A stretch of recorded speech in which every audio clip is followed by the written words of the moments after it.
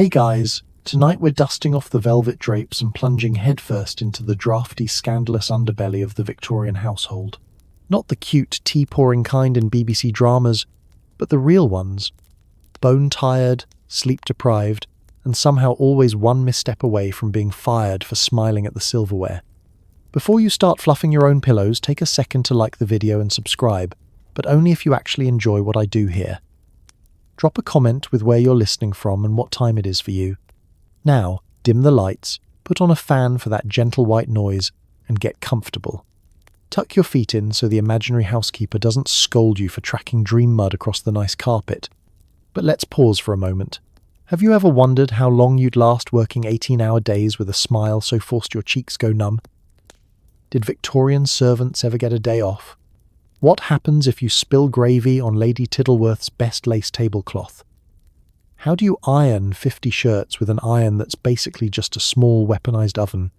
Did butlers really speak in riddles, or were they just trying not to fall asleep on their feet? What happens if you sneeze in the presence of a duchess? And where exactly do you sleep if every room in the house is for someone richer than you? Congratulations! You've just woken up in 1852 in the cramped attic of a London townhouse. It's freezing, your shoes are missing, and someone's already shouting for tea. Good luck. Welcome to the Victorian servant's bedroom, an attic with ceilings so low you can only stand up if you're under 5'2". You're sharing the space with 3 other humans, 2 chamber pots, and a colony of dust bunnies plotting their own industrial revolution. The alarm? The cook banging a ladle on the stove downstairs, which you hear through 4 layers of questionable floorboards. And yes, the noise travels. Every clang, every muffled shout for hot water, ricochets around your head like a Victorian rave. Except the only refreshments on offer are cold draughts and the distinct aroma of old boots.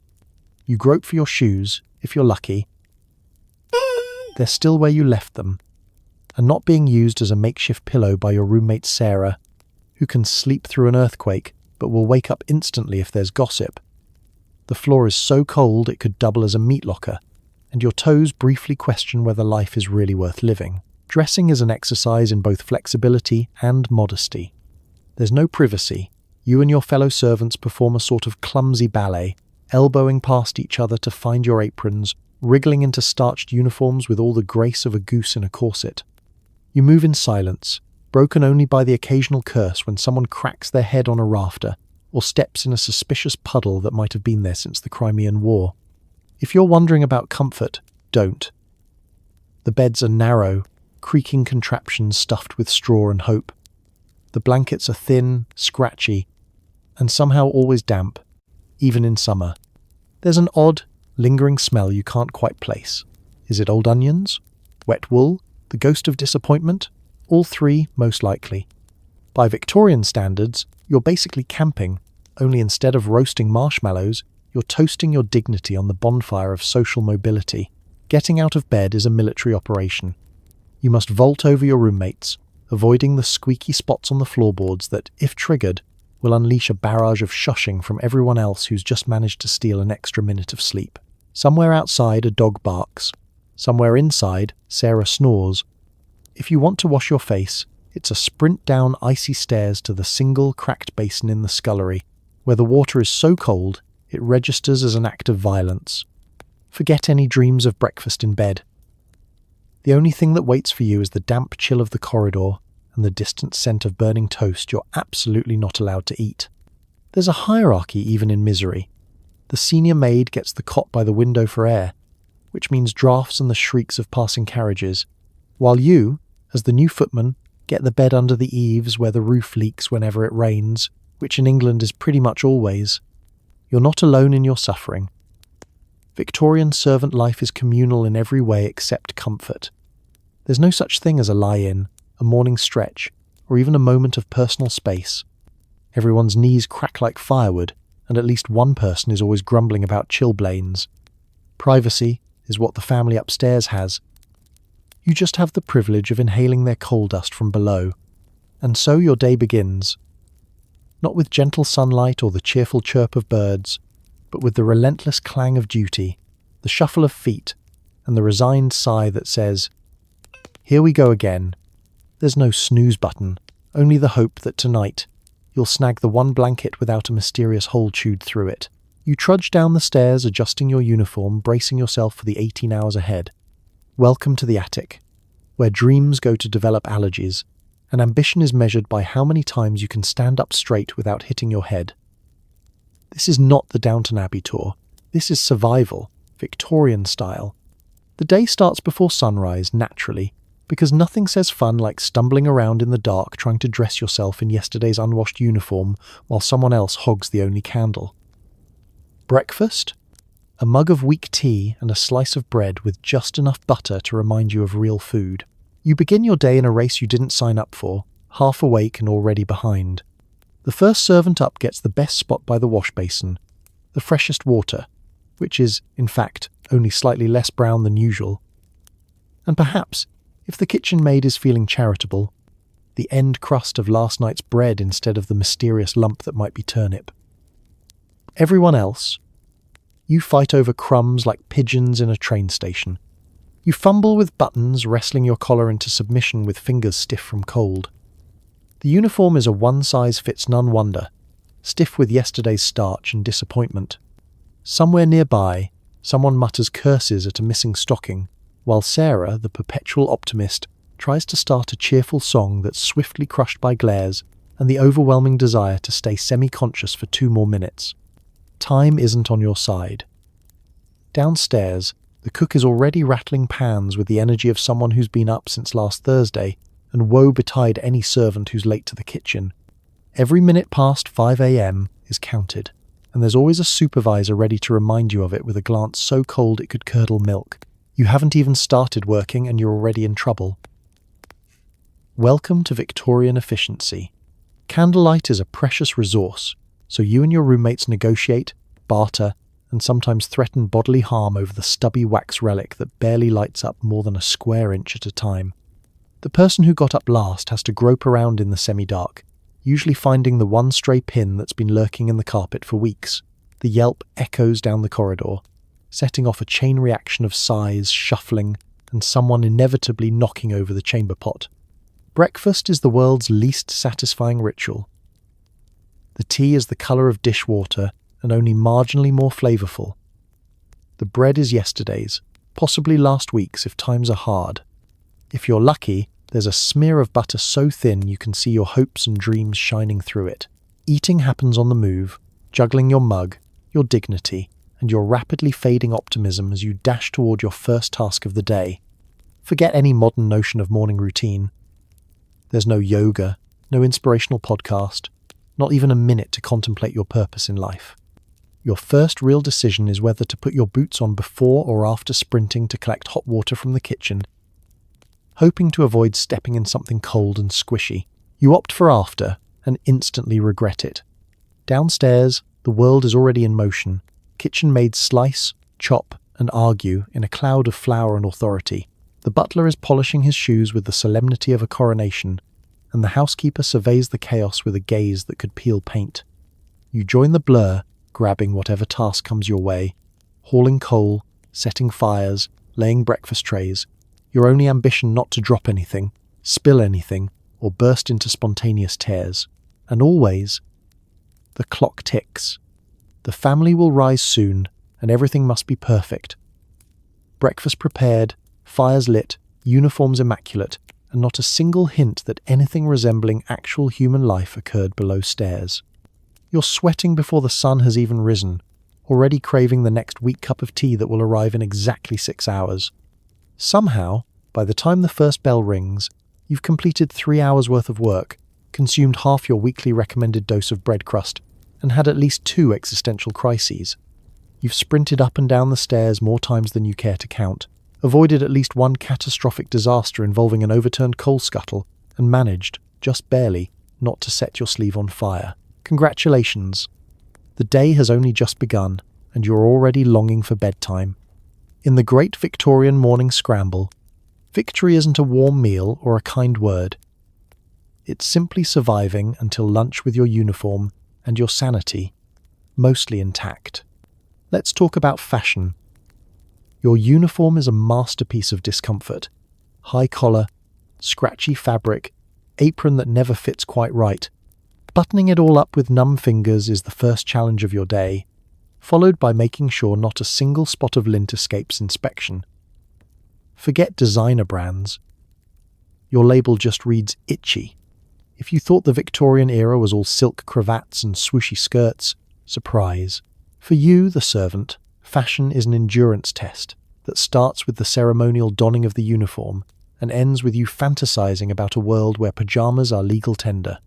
The uniform is meant to make you invisible, which is odd because it also seems designed to make every move you make as loud as possible. Every stiff petticoat swish, every creak of cheap leather shoes. There's no sneaking around in this getup, only the swish and scrape of institutional misery. The collar is so high and tight you consider petitioning Parliament for the right to oxygen. Starch is applied with what can only be described as vindictive enthusiasm, transforming otherwise harmless linen into a material more closely related to sandpaper. The cuffs? They leave red marks on your wrists by breakfast and a deep sense of regret by lunch. The apron, tied over everything, never sits straight. No matter how carefully you adjust it, one side droops as if it too has given up hope. For the female staff, the skirt is a voluminous ankle-length affair designed to gather as much dust and coal soot as possible. The male staff wear black tailcoats and waistcoats that turn into portable sweat lodges during the summer, with brass buttons that seem to leap off and disappear at the worst possible moment. Both versions of the uniform have one thing in common. Your only defense against the itching and chafing is to layer undergarments, but those are just as likely to be made of scratchy, poorly washed wool. Each new layer is like adding another secret level of discomfort, as if your job required passing an ongoing test in stoicism. The moment you finish buttoning the last button, you realize you've missed one in the middle and must start over. An ancient ritual performed by generations of servants before you. Presentation is everything. Before you're allowed to be seen by the family, you must submit yourself to an inspection. The housekeeper's eyes are sharper than a hawk's, her nose more judgmental than a Victorian matron at a charity bazaar. Lint, stray hairs, wrinkles. These are capital offences in the eyes of management. You invest more time in brushing down your uniform than some people do in raising their children. Miss a speck and it's back upstairs to redo the lot, usually with a sigh so heavy it rattles the windows. Laundry is no comfort. The uniform is washed only when absolutely necessary, which in Victorian servant terms means when it can stand up on its own and knock politely on your door asking for a bath. The colour is technically black, but after repeated washings in dubious water, it becomes more of a tired grey with hints of emotional distress. The starchy residue left behind is the only thing holding it together. Ironing is performed with an iron that is heated on the stove, a process involving more burns than actual de-wrinkling. And shoes, oh the shoes, hard leather, impossible to break in, and with soles so thin you feel every floorboard, every stone, every regret. Socks are a luxury, and you'd better hope the holes don't show. For the ladies, tightly laced boots transform your feet into abstract sculptures of pain. For the men, the shoes squeak loudly enough to announce your arrival 3 rooms away, which might as well be the soundtrack to your humiliation. There are no accessories except maybe a battered cap or mob cap perched precariously on your head, ready to fall off at the worst possible moment, like when the mistress decides to inspect the troops. The final touch is a forced smile, so well practiced it could be stitched onto the uniform as the finishing flourish. You could say that Victorian servant uniforms are the great equalizer. They make everyone equally itchy, equally anonymous, and equally aware that comfort is for other people. As you catch a glimpse of yourself in a hallway mirror, starched, spotless, and absolutely miserable, you realize this is less about fashion and more about survival. Style? Maybe in the next life. For now, itchy will have to do. First order of business: cleaning a bedroom that's bigger than your entire house. Dusting every surface, plumping pillows, folding nightgowns with origami precision, and heaven help you if you move something Lady Tiddleworth actually wanted to be dusty for aesthetic reasons. You approach the master's bedroom with the caution of someone defusing a bomb, albeit one stuffed with feather pillows and family heirlooms. The sheer size is overwhelming. You could probably host a village cricket match between the bed and the window, if not for the priceless vases and the lurking threat of Lady Tiddleworth's good eyes. Every surface is covered in something. Figurines, silk scarves, books you suspect have never been read, and enough floral patterns to trigger hay fever in the bravest soul. The first tool you wield is the dust cloth, which must be folded into a neat square, because apparently dust removal is best achieved through origami. Your mission is to capture every speck of dust and every rogue hair, except, of course, for the antique dust artfully left atop a porcelain shepherdess, which Lady Tittleworth claims gives the room character. Congratulations, you're now a curator of filth. The bed is the centerpiece, a fortress of pillows, bolsters, and shams, all arranged in an order only the mistress can truly comprehend. You must fluff each pillow to maximum cloud-like volume, but never, ever overfluff. The goal is the golden mean between luxurious repose and I've fallen in and can't get out. Every sheet must be tucked so tightly that one wrong move might launch you across the room like a Victorian slingshot. You smooth the coverlet, hiding any stray creases as if your job depended on it, because, frankly, it might. Nightgowns are folded with a level of attention that would impress a master origamist. It's a ritual. Sleeves folded just so, lace arranged to show off its most expensive bits, and the whole creation set out with the casual air of something that definitely wasn't sweated over for 10 minutes while muttering under your breath. One wrong fold and Lady Tittleworth will comment, in passing, that perhaps you're more suited for the scullery. It's not just dusting and folding. You must tidy the dressing table, an archaeological dig of powders, creams, mysterious vials, and hairpins so sharp you're convinced they double as self-defense weapons. You're expected to clean every glass bottle until it sparkles like hope, and replace any item exactly where it was down to the millimetre. Move the wrong perfume bottle, and you'll be summoned for a lecture on attention to detail that lasts longer than your lunch break. Sometimes, you find yourself performing repairs on the sly, stitching a rip in the lace pillowcase with thread you smuggled up your sleeve, or straightening a picture that's been askew since the Crimean War. These are acts of invisible labour. Because the only thing worse than doing extra work is letting the mistress notice you're doing it. All the while, you're surrounded by the quiet luxury of the room, velvet curtains, plush carpets, a fire in the grate, and a window that opens onto a world you're mostly forbidden to enter. As you polish the silver brush on the vanity, it's hard not to notice the contrast. Here, comfort and privacy are facts of life, not rumours. The irony, of course, is that it's your daily sweat that keeps it this way, yet your own bed has never seen a feather pillow, let alone a silk counterpane. There's also the danger of surprise inspection. Lady Tittleworth has a knack for appearing out of nowhere, trailing lavender scent and disapproval. You freeze, duster in hand, heart pounding as she runs a single gloved finger along a mantelpiece. She says nothing. She doesn't have to. You've been judged, weighed, and, at best, found satisfactory. Finally, after what feels like hours but is probably 20 minutes, the room is finished. Every cushion fluffed, every surface gleaming, every gown folded like a paper swan. You take a last look around, breathe out quietly so as not to disturb the dust art, and slip out, closing the door as gently as a secret. The master's bedroom remains a sanctuary, for the family at least. For you, it's just one battlefield down, a dozen to go, and a day that's only just begun. Victorian servants didn't need gyms. Your exercise routine involves hauling sloshing porcelain chamber pots down winding stairs and out into the cold backyard, all before you've fully opened your eyes. Balance, speed, and sheer optimism required. It's the kind of task that separates the seasoned professionals from the hopeful rookies. The day begins with the gentle aroma of stale ammonia wafting through the servants' corridor, a scent that, once experienced, is never truly forgotten. Before you've had so much as a whiff of tea, you're already bracing yourself for the ultimate test in household logistics. Emptying last night's necessaries without drenching yourself or anyone in your path. The first challenge? Locating all the pots. Chamber pots in true Victorian fashion have a habit of multiplying like rabbits. There's the one by the mistress's bedside, the one stashed beneath the dressing table, and, inexplicably, the one left behind in the library after last night's sherry-fueled game of whist. Each must be collected with the stealth of a cat burglar. No clattering, no lingering, and absolutely no eye contact with the contents. Then comes the main event. The stairs.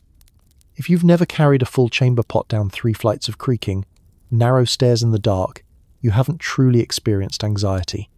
One misstep, and you'll find yourself starring in your own personal horror story. Porcelain shatters, contents cascade, and your career flashes before your eyes. It's a balance exercise that would make Olympic gymnasts weep. Arms out, knees bent, prayers whispered under your breath. You navigate turns so sharp they feel like medieval obstacle courses. Every servant has their own secret method. Some move slowly, sacrificing speed for stability. Others prefer a brisk walk, betting on momentum to keep the contents from sloshing over the edge. Everyone, however, lives in dread of the double bounce, that horrifying moment when the pot jostles, the liquid rises, and you can do nothing but hope that gravity will show mercy. Outside, the cold air hits you like a slap. The morning frost bites at your ankles, and you briefly contemplate leaving your post for a simpler life as a hermit. The journey ends at the privy, or, for the especially unlucky, the night soil pit. A destination so grim that even the local stray cats keep their distance. You empty the pots, trying not to gag, and listen as last night's secrets hit the bottom with a sound that's both cathartic and deeply unsettling. But you're not done yet. The pots must be scrubbed and rinsed until they're spotless, or at least until they no longer pose an immediate threat to public health. The scullery basin is your friend and your enemy, filled with icy water and lumpy soap. You scrub, swirl and rinse, all the while keeping an eye out for chips and cracks. If you break a pot, it's your wages that pay for it, adding a layer of financial peril to your daily cardio. Then, there's the final challenge, returning the pots to their exact original positions, handles pointing the right way, lid set just so. It's a dance of memory and precision. Place a pot a centimetre off, and the mistress will notice. Move the wrong one, and there will be questions. And nothing ruins a morning quite like a question from the master about last night's arrangements. What's remarkable is the silence around the whole business.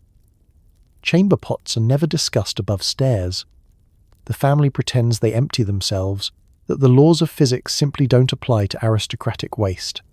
But below stairs, every servant knows the truth. Civilization is just one broken chamber pot away from chaos. And so, as the sun rises over the back garden, you trudge inside with numb hands and an overwhelming desire for a hot bath that you'll never, ever get. You've already completed your first Victorian HIIT workout, and it's not even 6 a.m. Congratulations, you survived another morning. Just don't forget, it'll all happen again tomorrow. Silverware in the Victorian home is less about eating and more about status. You spend hours buffing it to a blinding gleam, only for someone to breathe on it 5 minutes later. By noon, your hands smell permanently of vinegar and existential dread. Your day as a servant may be filled with 1,000 tasks, but nothing drills into your soul quite like silver polishing. The family's cutlery drawer contains enough forks, knives and spoons to feed a regiment, and every single one of them must be cleaned, shined, and arranged with the precision of a royal inspection. No one actually eats with most of these. Many pieces exist purely for the pleasure of displaying them to guests. Like trophies from a strange and very shiny war, you begin by gathering the tarnished troops for battle. Laying them out on the scullery table in neat little rows, there's something slightly accusatory about the way the spoons glare up at you, dulled by the relentless march of time, gravy, and atmospheric pollution. You mix the cleaning paste with a sigh, a secret concoction of vinegar, baking soda, elbow grease, and the faint hope that maybe, just maybe, someone will invent stainless steel soon. The process is simple in theory.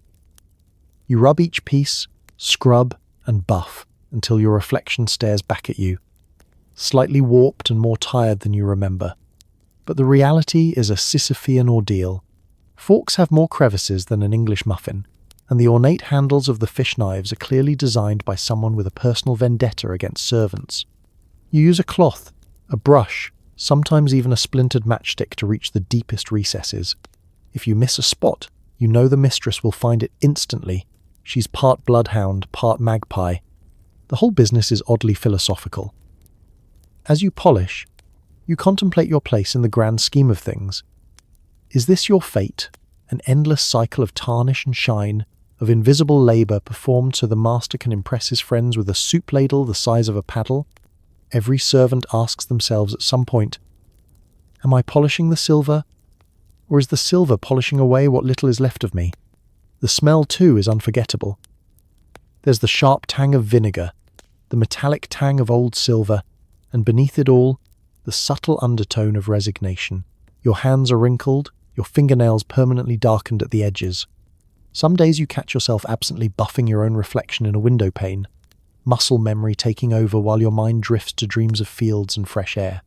Silver polishing is not just about appearance, it's about discipline and hierarchy. The best silver is reserved for grand dinners and Sunday luncheons. Heaven help you if you put a dessert fork where a fish knife should be, or mix up the monogrammed pieces. You study the silver inventory like a codebreaker, memorizing patterns and matching odd Baroque tongs to their equally absurd sugar bowls. There is a correct spoon for every type of pudding, and each one must be displayed as if it's the crown jewels. Sometimes, as you work, you overhear the family upstairs debating the merits of the table settings.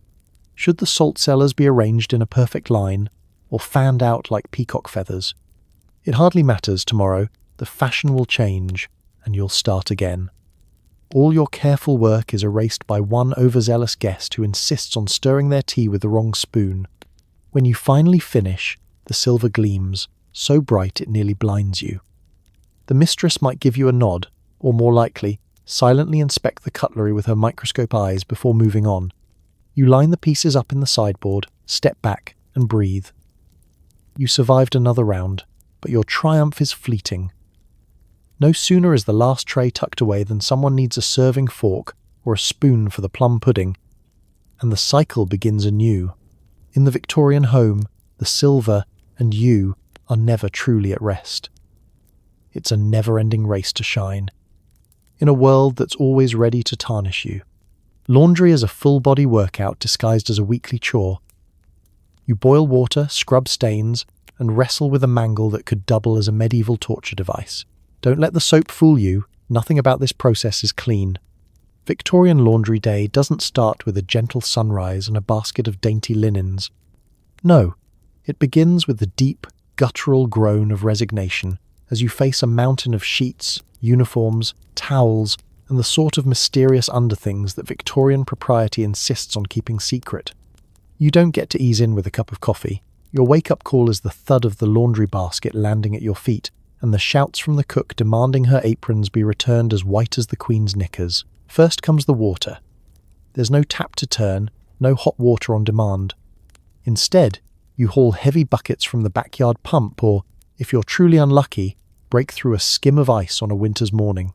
Each bucket weighs about as much as your average existential crisis, and you must lug it indoors, slopping and slipping to fill the enormous copper boiler. Once that's done, it's time to light the fire underneath.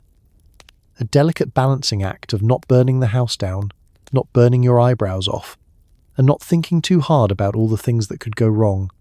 When the water finally boils, you mix in soap, homemade, caustic, and determined to remove not just stains but also fingerprints, the will to live, and the top layer of your skin.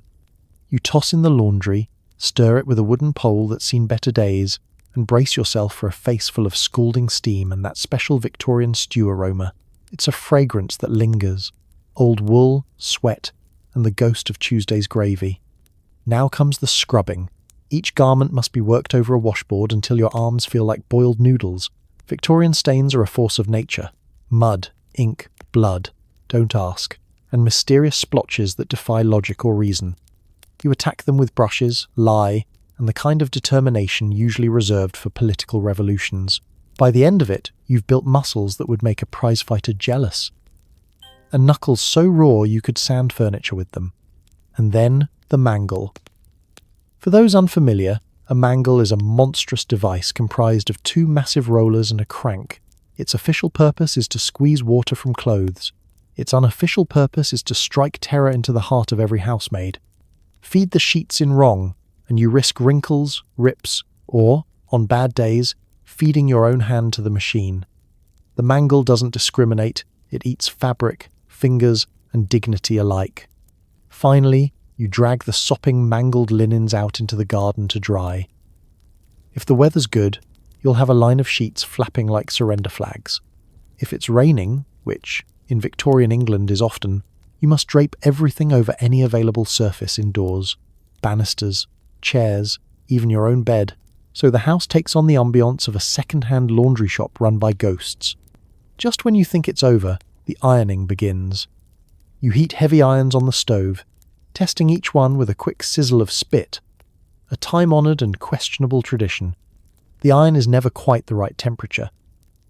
Too cool and it's useless. Too hot, and it scorches everything, including your fingers. Pressing linens requires skill, patience, and a willingness to sweat through your own freshly washed uniform. At the end of laundry day, you're soaked, sore, and speckled with soap bubbles that will haunt you until next week. The housekeeper inspects the results with the intensity of a general reviewing the troops. She finds a spot. She always finds a spot, and you try not to cry as she points it out with her polished fingernail. In Victorian England, laundry isn't just a chore. It's a battle, a test of will, endurance, and how many times you can say it's clean enough before someone threatens to demote you to chamber pot duty. And the worst part? As soon as you finish, someone brings down another pile. Cleanliness in the Victorian home is next to madness. It's time to prepare an elaborate breakfast spread you're not allowed to touch. If you're lucky, someone drops a crust on the floor and you get first dibs. Your day as a Victorian servant quickly turns from exhaustion to a cruel performance of culinary theatre.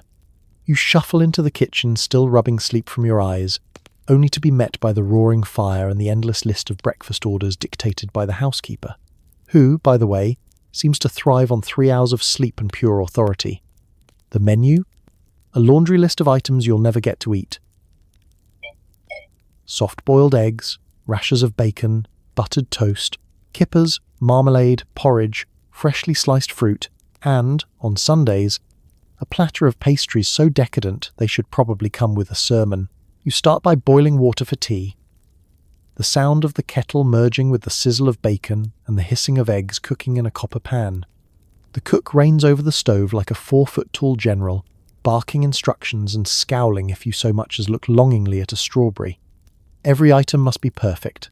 The toast neither too brown nor too pale, the eggs not a second over or underdone, and the tea brewed just long enough to summon the ghost of Queen Victoria herself. Presentation is everything, which is ironic, because you're not allowed to taste anything, not even to check for poison, which frankly feels like an oversight. The platters pile up on the sideboard, toast arranged with the precision of an architect, rashers of bacon fanned out like a carnivorous peacock, fruit sliced into dainty cubes and sprinkled with sugar. You work in a state of caffeinated panic, balancing trays while ducking the cook's elbow and avoiding the ever-present threat of the housekeeper's inspection. Heaven help you if a crumb dares to stray onto the white linen or a yolk cracks in an unseemly manner. Once breakfast is assembled, you line up with the other servants for the grand parade. Each tray is carried with both hands. One slip, and you'll be wearing the marmalade. You make your way through the green baize door and into the hush of the dining room, where the family waits in an arrangement that would make a military strategist proud. Father at the head, mother glowering at the newspaper, children poking at porridge with the haunted eyes of people who know school is imminent. Serving breakfast is an exercise in choreography and survival. You glide around the table, presenting dishes with a polite, "Would you care for more eggs, madam?" and then retreating before anyone notices you're actually hungry enough to eat the cutlery. The family discusses politics, the weather, and, your personal favourite, how hard it must be to find good help these days, all while ignoring the fact that you haven't eaten since yesterday's lunch, which consisted of bread, cheese, and a level of despair not generally recommended by nutritionists. If fortune smiles on you, someone drops a crust, a scrap of bacon, or a forgotten piece of fruit onto the carpet, which you can then pounce on with the grace of a starved ferret. But woe betide you if you're caught chewing. Servants are expected to exist in a state of vague, cheerful starvation, subsisting on hope and whatever the cook allows to slip accidentally onto a spare plate. When the family finally rises from the table, leaving a battlefield of crumbs and half-eaten eggs, you swoop in to clear the carnage. You scrape plates, salvage uneaten bits for the staff meal, if there's anything left, and listen as the cook complains that the young master never appreciates good bacon. You silently agree, mostly because you'll be eating the burnt end he left behind. Your own breakfast, if it can be called that, happens in the scullery, hunched over a chipped mug of tea and a chunk of bread you rescued from oblivion. No one notices if you don't eat at all. By the time the sun is truly up, you've fed a small army, cleaned up their mess, and accepted that you are now powered by crumbs and sheer spite. And so, the breakfast parade ends. The family is well fed, the dining room gleams, and you return to the kitchen, stomach growling, dignity slightly battered, and the knowledge that tomorrow the whole ritual will begin again. In the Victorian hierarchy, breakfast is for the masters. You just get to watch and wonder, quietly, if toast will ever taste like victory. A day in service is basically a cardio challenge. Victorian houses are built vertically, with servants running up and down staircases carrying coal, tea trays, and, occasionally, small children. You average 12 miles a day, mostly uphill. Forget every modern fitness trend you've ever seen. Step counters? No need. Your Victorian house comes with its own cruel version of a stairmaster, handcrafted from oak, lined with carpets that somehow make the climb even harder, and designed with enough tight corners to test your navigational skills. Some houses boast not one, not two, but 3 or 4 different sets of stairs. The main staircase for the family, which you're not supposed to use unless you wish to be vaporized by the butler's glare, the back stairs for daily drudgery, and the hidden servant staircase, a glorified ladder masquerading as architecture. You start your morning with a trip up 2 flights, just to wake the youngest child, who may or may not bite, and instantly find yourself called to the basement to fetch fresh coal for the dining room fire. Back up you go, lugging a heavy scuttle with both arms and all your optimism, careful not to let the soot trail behind you. Nothing ruins a morning quite like the housekeeper discovering a new smudge on her freshly scrubbed steps. But there's no rest. The bells ring, the family calls, and the endless to-do list grows longer by the minute. You run upstairs to deliver tea, then back down to fetch a forgotten spoon, then up again with the morning post, then down again because the kitchen maid just remembered the cook needs you to peel potatoes. You learn to balance trays with one hand, steady yourself on the banister with the other, and develop thighs like a champion cyclist, all for the reward of a muttered thank you or, more likely, absolute silence. And don't be fooled by the opulence of the staircase itself. The family's grand staircase is a showpiece, all polished wood and ornate railings, off limits to you, unless you're dusting it for the 3rd time this week. The servants' stairs, by contrast, are a hazard, steep, uneven, and narrow enough to make you reconsider your life choices. If you're lucky, you only trip once a day. If you're unlucky, you get to introduce your shin to a Victorian baluster and limp your way through the afternoon. Sometimes, the job requires you to carry something awkward. A tureen of steaming soup, a tray of crystal glasses, or, on special occasions, a toddler dressed as a rabbit for reasons no one will ever fully explain. You quickly discover the real secret of Victorian service: multitasking on a staircase. One wrong move, and you're the star of the household's next cautionary tale. Drop a fork? You can laugh about it. Drop the family's heirloom gravy boat? You'll never be heard from again. Let's not forget the time pressure.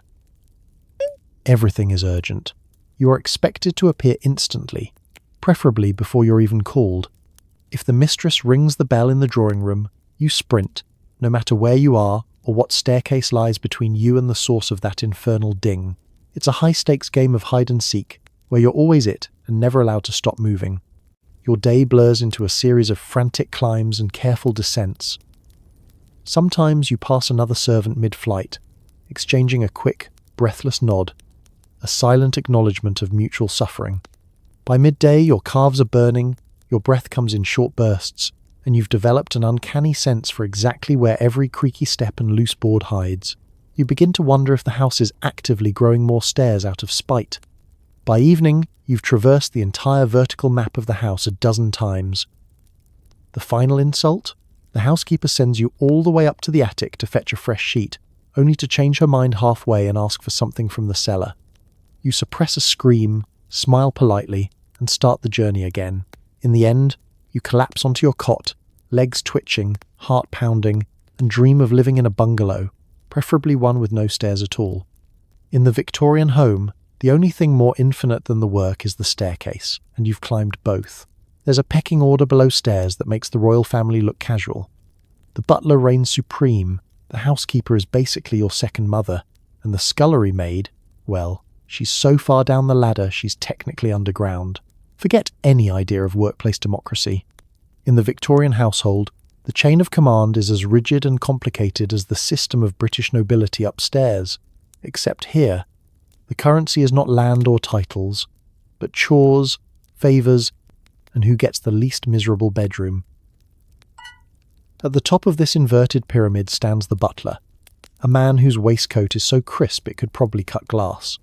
The butler is the master's right hand, trusted with the keys to the wine cellar, the schedule of the household, and the secrets of who actually broke the porcelain gravy boat in 1846.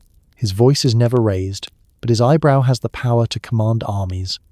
If you're lucky, the butler is fair, wise, and mostly ignores you. If you're not, he's a tyrant in shiny shoes, monitoring your every move, from the angle at which you present a spoon to the length of your bow. Below him is the housekeeper, who rules the female staff with a blend of iron will and a faint haunting scent of lavender. She's the unofficial mayor of downstairs, keeping everything running with the efficiency of a small dictatorship. The housekeeper is equal parts disciplinarian and confidant. She knows everyone's secrets, who's courting whom, who's hiding their mother's old locket in the attic, and who's stolen an extra slice of bread from the kitchen. If you're sick, she'll find you something warm to drink. If you're slacking, she'll find you a new definition of hard work. Next in line are the senior staff, the lady's maid, and the valet. They get special privileges, like eating their meals a whole 5 minutes before everyone else and being allowed to read the family's old magazines. These positions are the upper middle class of servant life, envied by the rest and forever jockeying for favour with their employers. The lady's maid knows which dress goes with which scandal. The valet can tie a cravat in total darkness. They walk the fine line between the worlds of upstairs and downstairs, and often act as informants in both directions. Then there are the footmen and parlour maids, the general workforce of the Victorian household. They're young, spry, and perpetually one step away from disaster, whether it's dropping a tureen or getting caught rolling their eyes at a guest. Footmen are expected to be tall, good-looking, and more or less mute, Victorian furniture, but with more starch. Parlour maids are the smiling faces that greet guests, their days measured in teaspoons and polite curtsies. If you're new or unlucky, you start your career in the coal-blackened ranks of the scullery. The scullery maid is the lowest of the low, assigned to the worst jobs. Scrubbing pots, peeling endless mountains of potatoes, and boiling laundry until her hands are raw. Her quarters are nearest to the kitchen and farthest from anything resembling comfort. Everyone in the house, including the cat, outranks her. On the bright side, if there's ever a revolution, the scullery maid is probably the first to be liberated. Rank is everything. It determines who eats first, who gets the least threadbare blanket, and who has to clean the privies. A simple mistake, a forgotten bell, a missed stain, an ill-timed giggle can send you tumbling down the ladder faster than you can say her ladyship's crystal. Social mobility is possible, but only if you work twice as hard, smile 3 times as much, and somehow manage not to faint during the Christmas rush. Yet, with all its strictness, the hierarchy is the only thing that keeps the whole creaking system running. Everyone knows their place, their job, and who's allowed to borrow a potato from the larder without sparking an international incident. The butler and housekeeper are the uneasy peacekeepers, the senior staff the privileged few, and the juniors, well, they're just happy to be inside when it's raining. So next time you watch a costume drama, spare a thought for the ranks of servants below stairs, jockeying for position, whispering secrets, and hoping for a promotion. In the grand pecking order of Victorian service, survival means knowing exactly who your boss is and when to duck. Victorian upper-class types like to lounge while you make the bed around them, forcing you to become a ninja of sheet-tucking and awkward small talk. You'll master the fine art of smiling while wishing for a time machine. If you thought making your own bed was a nuisance, Try doing it while a fully grown adult lies sprawled across half of it, sipping tea and reading the society columns. Welcome to the elite sport of Victorian bedmaking, a daily ritual that blends domestic gymnastics, conversational peril and psychological endurance. Here, the only thing more complicated than the bedding is the etiquette. You start by knocking softly on the door, hoping the mistress is feeling magnanimous enough not to critique your hairstyle. You enter with a curtsy or a bow, and the real fun begins. Step 1. Fold down the sheets. Step 2. Pretend not to notice the master's impressive collection of embroidered nightcaps. The family members will never, ever get out of bed until you have fluffed, plumped, and retucked everything within an inch of its life, all while maintaining polite conversation about the weather, last night's opera, or whether the footman is looking peaky again. Your every move is calculated. You begin by gently sliding your hands beneath the current occupant, extracting pillows and smoothing out wrinkles, using skills that would put a Vegas card dealer to shame. Sheets must be straightened and tucked with military precision, but you must avoid disturbing Lady Tiddleworth's restorative recline, which she claims is vital to her health. The trick is to move quickly, efficiently, and invisibly, like some kind of domestic ghost. Meanwhile, the bed itself is a battleground of blankets, quilts, and eiderdowns. The Victorians never met a textile they didn't want to layer. There are counterpanes for warmth, lace runners for display, and bolsters that serve absolutely no purpose except to make your life harder. You arrange them all with the artistry of a cake decorator and the stamina of a marathon runner. The true test comes when it's time to change the sheets entirely. This can only be accomplished by coaxing the bed's occupant to roll gently from side to side, sometimes while they chat about the merits of Portuguese marmalade or the scandalous new vicar. Every movement is a negotiation. Too much haste, and you risk yanking the entire mattress off the frame. Too slow, and you'll be scolded for dawdling, or worse, invited into a lengthy discussion of family genealogy. As you perform these acrobatics, your smile is fixed and your eyes focused just above the horizon, never making direct eye contact, but always signalling gentle attentiveness. It's a balancing act, both literal and social. You want to be invisible, yet indispensable, silent but never absent. The family must feel that their sheets are somehow fresher for your presence, even if you've barely managed to extract the cat from the covers. Complicating matters, there are rules. The main staircase is for the family, but the main side of the bed is for the mistress. Never confuse the two, or risk igniting a small domestic war. Pillows must be plumped in a particular order.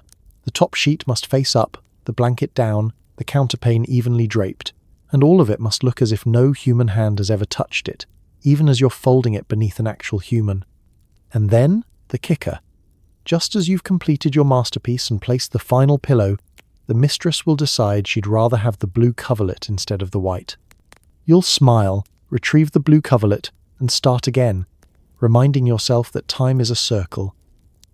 And so is this job. When the last corner is tucked and the final thank you, that will be all delivered, you retreat in silence, arms aching, mind spinning with visions of featherbeds and parallel universes where people make their own beds. You shut the door, release a breath, and move on to the next room, where someone else is probably waiting for you, in bed, naturally. Congratulations, you've survived another round of the most delicate, awkward dance in Victorian service. The sheets are smooth, the pillows perfect, and your ability to endure the absurd has reached new heights.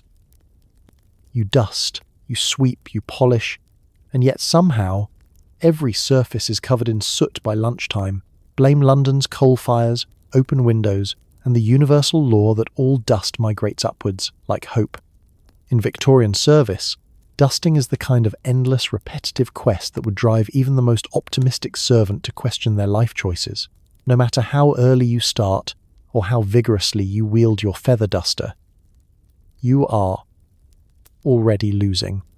You sweep the corridor, only to turn around and find a fresh layer has settled in your wake, like a gentle grey snowfall from the world's most disappointing weather system. The battle starts every morning with a survey of the house, a tour of all the familiar trouble spots. Mantelpieces, picture frames and windowsills are the front lines. The bric-a-brac that clutters every available surface, the porcelain shepherdesses, the endless china dogs, the vases that have never seen a flower, must all be lifted, dusted, and set back precisely where they belong. Woe betide the servant who places anything even half an inch off its original spot. Lady Tiddleworth will notice. She always notices. The trouble is, dust in a Victorian household is not just the result of a slightly slack cleaning schedule. It's everywhere. A product of coal-burning fireplaces, candle soot, horse-drawn carriages grinding along the roads, and the delightful tradition of airing out rugs by beating them senseless in the back garden. Every door that opens, every window that cracks for a breath of fresh air, is an invitation for more particles to come swirling in. It's like fighting an invading army with nothing but a damp rag and a cheerful attitude. There's a routine to it all, of course. First, you dust the higher surfaces, because dust, like ambition, only ever falls downwards. The top shelves of the bookcase, the crown moulding, and those impossible-to-reach corners where spiders build the Victorian equivalent of skyscrapers, all must be wiped, brushed, or gently persuaded to look less abandoned. You do this standing on a rickety stool or, if you're especially daring, the family's best dining chair. One slip and you risk a crash that will echo through the house and your career prospects. Then come the tables and the endless array of trinkets. The more elaborate the ornament, the more dust it attracts. Victorian taste is a conspiracy against efficient cleaning. You've got silver picture frames with 12 tiny grooves per inch, urns with dragon-shaped handles, and candelabra that seem to sprout new branches when you're not looking. You wield your dustcloth like a scalpel, polishing until the surface shines or your fingers go numb, whichever comes first. The floors are no better. Carpets trap everything. Soot, crumbs, the odd bead from a broken necklace, and the relentless aftermath of family life. You sweep, you beat, you even scrub the corners with a nail brush. Still, by the time the lunch bell rings, a new layer of dust has settled. The sun streaming through the window reveals your defeat in golden beams, mote-like reminders that the universe simply does not care about your efforts. And then there's the psychological battle. The family rarely notices when things are clean, but they always notice the one spot you missed. The butler will run his finger along the banister, the mistress will peer at the legs of the piano, and the master, if he's in a mood, will point out a smudge you're sure was not there 3 seconds ago. Compliments are rare. Criticism, as regular as the dust itself. By late afternoon, your dustcloth is grey, your arms ache, and your patience is as thin as the layer of ash that has somehow returned to the mantelpiece. You take one last swipe, straighten the china dog, and move on to the next room, knowing full well that tomorrow the whole, hopeless battle will begin again. In the Victorian home, dust is eternal. It can be managed, hidden, even outwitted for a moment, but never truly conquered. You fight, you lose, and you try again, comforted only by the knowledge that if the house ever burns down, at least you'll know where the ashes came from. Lunch is a complicated ritual for the family, and a study in disappointment for the servants. You serve roast chicken, boiled vegetables, and wine, then sneak off to the pantry for whatever didn't make the grade. Spoiler, it's usually bread heels and mysterious soup. For the family, lunch is the centerpiece of the midday. It's an event, a performance, and a minor logistical miracle orchestrated by an army of servants, most of whom are running on fumes and the residual aroma of breakfast. The dining room is set with military precision, starched napkins, polished silver, and enough wine glasses to hydrate an entire theatre troupe. You glide around the table, pouring wine and offering up platters as if you've never once fantasized about absconding with the last drumstick. The menu is impressive, at least by servant standards. There's always some sort of roast.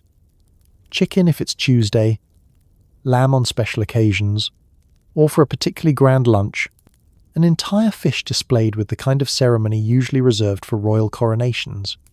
Sides include mountains of boiled potatoes, carrots cut into shapes that would make a geometry teacher weep with pride, and sauces so elaborate that the cook requires her own recipe book just to remember what goes into them.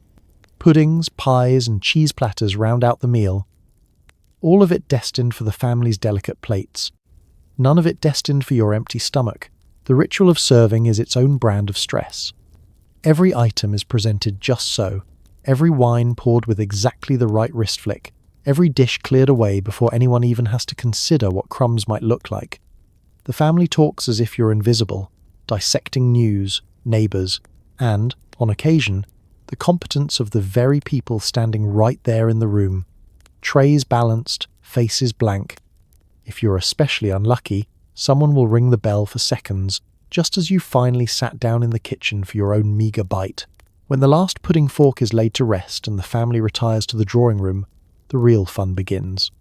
You clear the table, scrape leftovers into bowls for the staff, and return the plates and glasses to the scullery, where the mountain of dirty dishes seems to have doubled in your absence. You and your fellow servants descend upon the scraps like a flock of well-trained but deeply embittered pigeons.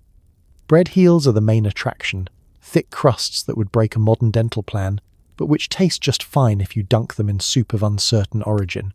The soup is always there, lurking at the back of the stove, stewing for days, flavoured by whatever failed to make it onto the family's plates.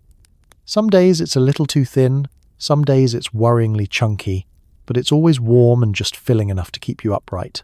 If you're lucky, someone from upstairs forgets to eat a chicken wing or turns up their nose at the carrots, and these treasures make their way down to the servants' hall, where they are divided up with the diplomacy of a high-level treaty negotiation.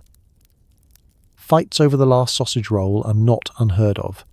Senior staff, the butler, the cook, the lady's maid, get first pick, while everyone else waits their turn, hoping for something more exciting than boiled cabbage. Lunch break, if you can call it that, is a study in speed eating and silence. There is no time to savour or relax. Someone will inevitably ring for tea, need a hand with laundry, or demand a coal fire be stoked.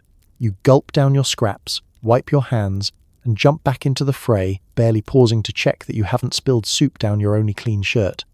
And so, as the family moves on to naps and letter writing, you return to the shadows, stomach half full, mind already wandering to dinner. In the hierarchy of the Victorian home, lunch is another line drawn in flour and gravy. The best for the masters, the rest for the help, and everyone pretending not to notice the difference. Serving dinner is an Olympic event. You must glide silently, anticipate needs telepathically, and dodge both flirtations and flying cutlery. If you drop a fork, you will replay it in your nightmares for weeks. The sun sets, the lamps are lit, and the dinner gong tolls, summoning both family and servants to the most nerve-wracking part of the day. If you're imagining a peaceful meal, think again. Dinner in a Victorian home is part ritual, part battlefield, and always a test of your reflexes and ability to appear invisible. You straighten your uniform, take a deep breath, and step into the dining room, eyes down, hands steady, heart pounding like you're about to face a firing squad. There's a choreography to serving dinner that makes ballet look like amateur hour. You enter with the rest of the staff in perfect order, each person responsible for specific dishes, drinks, and emergencies. The butler cues the procession, his face a study in serene authority, but you know he's watching every move. The housekeeper stands in the background, ready to pounce at the first hint of a water ring or a napkin folded incorrectly. Your first task, pouring wine.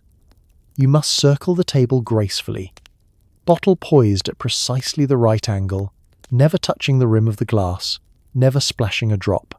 The matriarch's glass must always be slightly fuller than everyone else's, and heaven help you if you get the order wrong. All the while, the conversation swirls above your head. Family squabbles, idle gossip, and subtle jabs about rival households who simply cannot keep good help. You focus on the cutlery, trying not to listen, but you catch every word. Next come the courses, each more elaborate than the last. Soups, fish, joints of roast beef, puddings, and a parade of sauces and garnishes that look more like floral arrangements than food. Each plate is served from the left, cleared from the right, in an unbroken flow. You learn to read the diner's faces, anticipate which guest will demand more sauce, who always changes their mind about the potatoes, and which cousin is about to launch a fork at a sibling in a fit of pique. Flirtation is a hazard, an occupational one. Some dinner guests find it amusing to catch your eye, or slip you a smile when they think the mistress isn't looking. Your job is to ignore every wink, every muttered compliment, and keep moving. Romantic entanglements between staff and guests are strictly forbidden, and a single blush can spell disaster. If you're particularly unfortunate, you may end up serving the family's youngest daughter, who delights in inventing new challenges. Would you please balance the peas on my spoon? Or asking very loudly whether you have a secret life as a circus performer. But nothing compares to the terror of dropping something. A single spoon clattering onto the polished floor can bring the entire room to a standstill.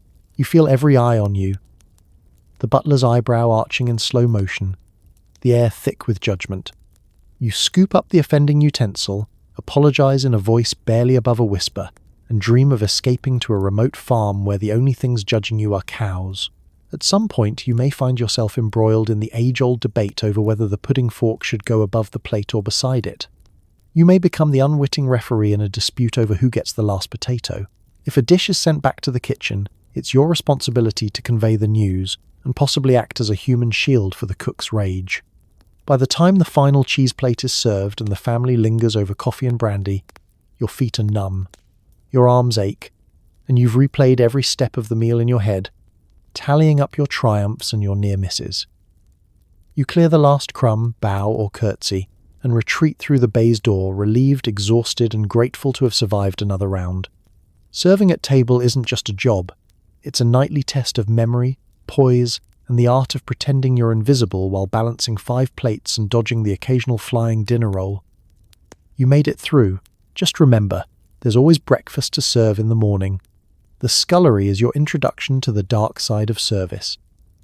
You scrub pots taller than you, wash dishes by the 100, and try not to dissolve into a puddle of soapy despair. The only escape is through the drain. If there is a circle of hell specifically for servants, it is surely tiled and windowless, dimly lit by a single guttering candle, and filled with the echoing clatter of pans. Welcome to the scullery, the back-of-house domain where crockery, cutlery, and hope go to meet their end. You, the newest and lowest-ranking member of the household, get the honour of spending most of your waking hours here, your only companions being the ever-growing pile of greasy saucepans, a chipped jug, and the faint but persistent smell of boiled cabbage that clings to everything. The work is relentless. After every family meal, breakfast, luncheon, dinner, midnight light suppers, a fresh avalanche of dishes lands in the scullery. Each one must be scrubbed until it shines, dried, and stacked without so much as a spot or a smudge. There are no labour-saving devices here, unless you count the brief fantasy of accidentally smashing a plate and thus reducing your workload by 1. Victorian dish soap is a loose concept, involving gritty powders, harsh lye, and hot water so scalding it threatens to take the skin right off your fingers. By week's end, your hands are red, cracked, and slightly pruned, your own private badge of suffering. The pots, by the way, are not just dirty. They are an affront to all things pure. Imagine a cauldron used to stew meat for a family of 12, left overnight to congeal, and then subjected to the world's most casual rinse. That's your daily project. You attack it with a wire brush and a bucket, scraping and scrubbing and trying not to think too much about what's clinging to the bottom. The larger pans are nearly as tall as you are, and lifting them onto the sideboard requires both muscle and balance, especially as the floor seems permanently slick with an unidentifiable, slightly dangerous sheen. The scullery isn't just for dishes, it's the graveyard of all the jobs no one else wants. Vegetable peelings must be disposed of, eggshells crushed for the compost, coal scuttles rinsed and refilled, and the occasional unclaimed dead mouse discreetly dealt with before the cook sees it, and launches into a full-blown Shakespearean tragedy. You are the unseen force behind the scenes, keeping the kitchen from descending into chaos, or at least keeping the chaos damp and slightly lemon-scented. You might think, at least it's warm, but the warmth is a cruel illusion. In summer, the steam turns the room into a tropical swamp. In winter, the only heat comes from standing elbow-deep in hot water, which fades quickly once you stop. The walls drip with condensation, your hair sticks to your face, and your apron is never, ever dry. Conversation is minimal. The cook bellows orders through the door, occasionally appearing to bark at you about a missing pan or a suspicious mark on a plate. Other servants pop in only when they absolutely have to, usually bearing more dishes, more complaints, and sometimes, if you're lucky, the latest below-stairs gossip whispered between coughs. The scullery is the last place to hear good news, and the first place to collect every dropped knife, every splattered spoon, every shattered saucer. And yet, There is a certain camaraderie among scullery maids and kitchen boys, a shared understanding that if you can survive here, you can survive anything. Jokes are swapped over the clang of pans, dreams of escaping to a bakery or a flower shop float above the bubbles, and every so often, someone manages to stash a treat from the kitchen in a tin for later. Hope is rationed out like sugar, but it's never quite gone. At the end of a long day, you wring out your apron, flex your aching fingers, and step into the hallway, leaving the scullery's steam and shadows behind. Maybe tomorrow you'll move up in the world, at least as far as the kitchen proper. For now, you survive, you scrub, and you hope the drain never clogs. In Victorian service, this is where you learn. Everything important eventually passes through the scullery, including, with luck, you. Each room is wired with a bell that rings with the subtlety of a fire alarm and the frequency of a toddler's questions. At any given moment, someone, somewhere wants tea, a fire lit, or a reason to remind you of your lowly status. The call bell is not just a piece of technology.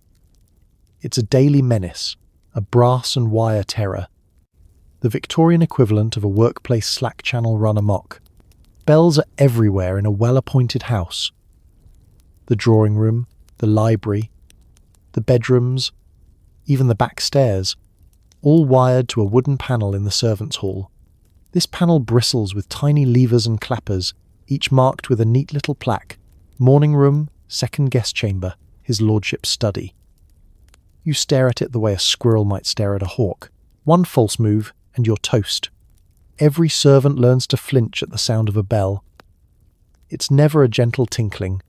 It's a sharp, insistent clang that cuts through conversation, mealtime, and even sleep.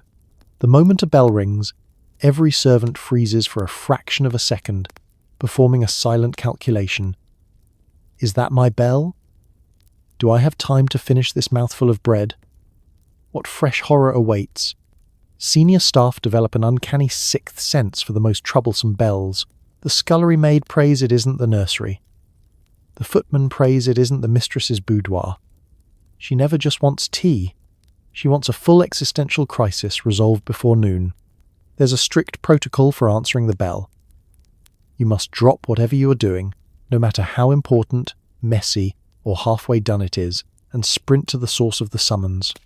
If the bell goes unanswered for more than a minute, you risk a stern lecture or, even worse, the arrival of the housekeeper, who can sniff out slackers from 3 floors away. Arriving breathless and slightly panicked, you find out what's required: a cup of tea, a fresh log on the fire, a missing pair of slippers, or the always vexing move: this vase 2 inches to the left. The bell is a master of cruel timing. It rings just as you're elbow deep in greasy dishwater, or when you're halfway up the stairs with a coal scuttle, or, inevitably, during the briefest of breaks. You dream of inventing a bell silencer. But Victorian ingenuity has only managed to make the bells louder and the wires more sensitive. Sometimes, a bell gets stuck and rings endlessly, sending you on a wild goose chase up and down 4 flights, only to discover it's been tripped by a draft or the family cat. You add this to your list of personal grievances, right below never enough sleep and socks left and right both holy. The truly diabolical thing is how the bell system magnifies your invisibility. You're supposed to materialize instantly, never early, never late, without making any noise or reminding the family that you're, in fact, a human being with your own needs. You appear, perform the task, and vanish, like a ghost in an apron. If you're late, you're the subject of dinner table gossip. Did you see how long it took for tea this morning? I nearly perished. Over time, you become attuned to the personalities behind each bell. The master's is brisk and decisive. The mistress's rings twice, always with an air of simmering drama. The children's, a chaotic Morse code of random summoning and complaints about jam. You learn to read the urgency in a bell's cadence. Sometimes it's just boredom. Sometimes it's a full-blown emergency. The dog has eaten my shoe again. And heaven help you if 2 bells ring at once. You must triage like a battlefield medic. Which is more important, the library's fire or Lady Tiddleworth's request for lavender sachets? Choose wrong, and you'll be regaled with tales of your incompetence at next week's dinner party. By the end of your shift, The sound of bells lingers in your mind, phantom rings haunting your dreams. The call bell is always waiting, always hungry, always ready to remind you that, in this house, service never sleeps. And neither do you, really, not when you can be summoned at any hour, for any reason, at the simple pull of a cord. When you're invisible to your employers, you hear everything. Affairs, arguments, mysterious coughs, and the eternal question of who keeps moving my slippers. Welcome to Victorian tabloid journalism, live from the hallway. For Victorian servants, discretion is both an occupational hazard and an unofficial sport. You move silently from room to room, laying fires, delivering letters and polishing surfaces, all while the family continues their lives as if you're just a walking piece of furniture with especially quiet shoes. But invisibility has perks. You become a living archive of every whispered conversation, every hushed squabble, and every not-so-secret tryst that plays out in the drawing room after midnight. Most of your eavesdropping is entirely accidental, of course. It's not your fault that the floorboards outside the study are thin, or that the air vents in the hallway carry voices with such clarity that you once learned the entire plot of a neighbour's romantic entanglement without ever leaving your dusting post. The servants' staircase is the best spot for the classics. Who's been up too late, who's snuck an extra biscuit, and which cousin is about to get shipped off to the continent for health reasons. The drama is ceaseless. There's the housekeeper's ongoing cold war with the cook. Something about unauthorised nutmeg usage. The butler's mysterious absences are those private errands or clandestine visits to the public house. And the eternal saga of the missing silver teaspoon, which has been misplaced so many times it now has its own legend among the staff. You learn to read the household like a serialized novel. Every look, every stifled sigh, every suspiciously long pause between footsteps is a new chapter. Sometimes you overhear things you wish you hadn't. Shouted arguments about money drift through closed doors. Worried whispers about doctors' visits float down the staircase. You quickly become an expert in selective memory, forgetting anything that might endanger your job while storing away every harmless tidbit for later. After all, a well-timed piece of gossip is worth its weight in coal, especially if you're the scullery maid hoping to negotiate an easier chore with the kitchen boy who just happens to know about someone's late-night visit to the pantry. Other times, the family forgets you entirely. They'll discuss inheritances, broken engagements, and society scandals while you're arranging flowers or stoking the fire. You keep your eyes lowered and your ears open, knowing that acknowledging you've heard anything at all, will get you accused of listening at doors, a crime almost as grave as stealing the good jam. There's also a peculiar etiquette to managing secrets among the staff. Some stories are shared in whispers during the rare quiet moments. A burnt love letter discovered while emptying the grate, a secret engagement ring spotted beneath a glove, or a heartfelt confession made after one too many sips of pilfered sherry. But the truly juicy gossip is carefully rationed. Spread too much, and you risk a feud. Hold back too much, and you're out of the loop when alliances shift. The most skilled servants become masters of subtlety, passing messages with a glance, a cough, or the sudden pointed rearrangement of a candlestick. The ability to communicate entire subplots through eyebrow raises and sighs is both art form and necessity. Eavesdropping is less about prying and more about survival, understanding the undercurrents that can sweep you up or sink you entirely. In the end, the walls of a Victorian house are thin, and the social fabric thinner. You finish your shift with a trove of secrets, most of which you'll never share, but all of which colour your days with a hint of drama and danger. You'll never appear in the society pages, but you'll know more than any reporter ever will. For in the world below stairs, everyone is both witness and participant in the greatest story never told. The absurd, scandalous, and endlessly fascinating life of the house. Coal is everywhere. It's your job to scoop it, shovel it, and then scrub the black crust off the family's ornate grates while inhaling enough dust to last a lifetime. Forget a white shirt. By noon, you look like a chimney sweep's bad day. Coal, the unsung hero of Victorian comfort and the sworn enemy of every servant's sanity. The family lounges by the roaring fire, toasting their toes and commenting on the delightful glow, while you, armed with a battered shovel and an ancient scarred bucket, prepare for battle. The coal cellar is your first stop, a shadowy vault beneath the house where lumps of black gold are stored in perpetual darkness, waiting for someone foolish enough to come calling. You enter, holding your breath, shivering from cold and anticipation. The coal dust gets everywhere, under your nails, into the folds of your uniform, and most alarmingly, into your lungs. Every scoop is an act of defiance against the immutable laws of physics. No matter how carefully you move, a little bit of soot always escapes. It drifts upwards, coating your face in war paint that, once applied, cannot be removed by anything short of divine intervention. You haul the loaded scuttle up the stairs, each step a careful negotiation between maintaining your balance and keeping the contents from spilling over and forming a trail of evidence straight to your shoes. Upstairs, the true ordeal begins. Each room boasts its own fireplace, most of them boasting the same attitude as the mistress. Ornate, demanding, and stubbornly high maintenance. The family likes their grates spotless, their fires blazing, and their ashes vanishing as if by magic. Your magic trick is a blend of brute force, elbow grease, and a series of highly creative curses murmured under your breath.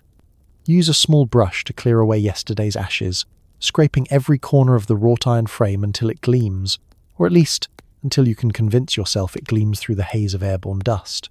The decorative grates, those beloved filigreed status symbols, are your particular nemesis. Each twist and curl is an ideal hiding spot for soot, and you end up poking and prodding every intricate detail with the corner of a rag, trying not to think about how much you'd rather be dusting a bookshelf. Sometimes, you wonder if the family commissioned these monstrosities solely to give you a harder time. There are days when you're certain the grates have multiplied overnight. Meanwhile, the soot clings to your hands, your face, and every surface you come within 5 feet of. You start the day with a clean apron, only to emerge from a single fireplace looking like you've crawled out of a collapsed mine. The rest of the household treats you with a curious blend of pity and terror, unwilling to get too close for fear of turning their own cuffs grey. If you sneeze, and you will, repeatedly, it's a minor event. The noise echoes, the dust rises, and you look around, wondering if there's any clean air left in the world. Sometimes, the family's dog or cat decides to join you, brushing past your legs, and then proceeding to shed fur, tail, and soot in equal measure across the pristine carpets. If you're really unlucky, a stray ember reignites in the grate just as you're finishing up, sending you scrambling for the tongs and praying you won't have to explain a scorched rug to the housekeeper. The coal grates are only the beginning. After each room, you trudge back to the scullery to rinse your hands and hope you can scrub off the new layer of grime before the next bell rings. But no matter how hard you scrub, the soot remains, a badge of labour and a daily reminder that, in Victorian service, the only thing harder to wash away than coal dust is the knowledge that you'll be doing it all over again tomorrow. So, the next time you see a flickering Victorian fireplace in a period drama, spare a thought for the servant in the shadows, fighting a never-ending war against the soot apocalypse, and always losing. Afternoon tea is a daily ballet of balancing trays, dodging small dogs, and pretending not to notice the family's latest drama. And yes, there's a proper way to cut a cucumber sandwich, get it wrong, and it's basically high treason. For the family, afternoon tea is an oasis of civility, refinement, and casual snobbery. A ritual that sits somewhere between a meal and an elaborate group therapy session. For you, it's a carefully choreographed ordeal that can only be survived through equal parts agility, discipline, and luck. The preparation begins well before the clock strikes 4. The kitchen fills with the scent of baking scones and the shouts of the cook as she demands to know who's stolen her best flour sifter. It was probably the scullery maid, pressed into desperate service by the mangle. You line up an army of china teacups, each with its own delicate saucer, and polish them until you can see your own anxious reflection. The silver tea service is rolled out, gleaming and impossibly heavy, accompanied by a fleet of plates laden with pastries, sandwiches, and cakes. Each sandwich must be sliced into neat, crustless rectangles, the cucumber arranged with architectural precision. There is a correct ratio of filling to bread, and you learn quickly that close enough does not exist in the world of Victorian tea. With the food prepared, the real challenge begins. The parade to the drawing room. You stack trays like a circus performer and step carefully, weaving between the legs of footmen and the wandering house dog, who is always underfoot and always convinced you're about to drop a sausage roll. Heaven help you if you spill the cream, or worse, allow a crumb to touch the Persian rug. Your every move is judged, not just by the family but by the housekeeper lurking in the background, silently tallying your missteps. Tea itself is served with military precision. The mistress presides from her seat by the fire, overseeing the pouring of tea as if she's conducting a symphony. Milk before tea or tea before milk? There's only one correct answer, but it changes depending on the mood, the guest list, and the prevailing wind. The young ladies whisper behind fans, the gentlemen debate politics, and you, poised with teapot in hand, wait for the inevitable drama. Perhaps today it's the question of who invited Lady Marsh, or a heated discussion about the merits of strawberry versus raspberry jam. As you refill cups and offer fresh cakes, you perfect the art of listening without hearing. The family's secrets spill as freely as the tea. Whispers of failed investments, fainting spells, and the scandalous discovery that someone's bonnet was purchased off the rack. You're invisible, but you're also the only person who knows exactly who is on their third slice of Battenberg and who's using the tea cosy to smuggle a letter out of the house. Of course, the real test is the small talk. The family might address you directly, often to ask why the scones are a touch dry, or to request more lemon slices, or to launch into a monologue about the correct etiquette for passing the sugar. You nod, agree, and make a mental note to never ever express an opinion about jam again. Complaints about tea temperature, sandwich thickness, and the general state of the weather are all part of the job. The children, if present, view afternoon tea as an opportunity for chaos. They chase each other around the furniture, swipe cakes when backs are turned, and are perpetually on the verge of knocking over the cream jug. The family pets join in, yapping underfoot, ever hopeful for crumbs or a forgiving servant willing to accidentally drop a biscuit. By the end of the hour, you've survived a gauntlet of requests, near misses, and the occasional verbal ambush. You retreat to the kitchen, arms aching and nerves frayed, knowing full well that tomorrow's tea will bring more of the same.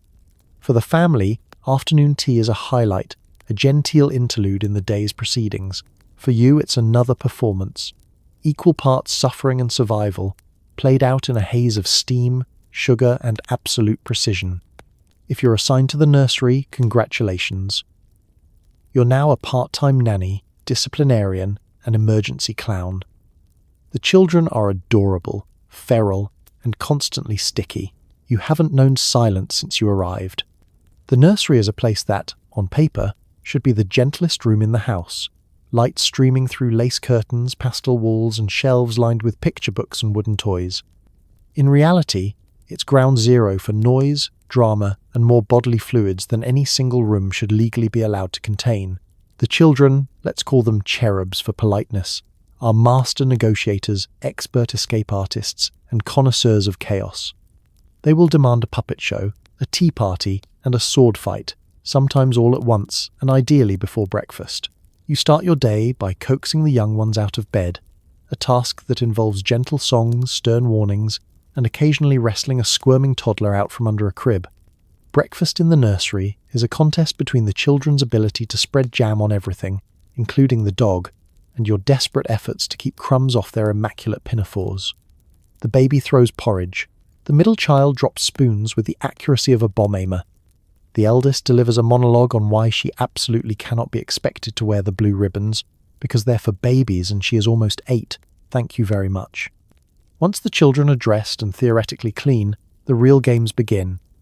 There are lessons to oversee, recitations to prompt, and endless educational walks around the garden to supervise.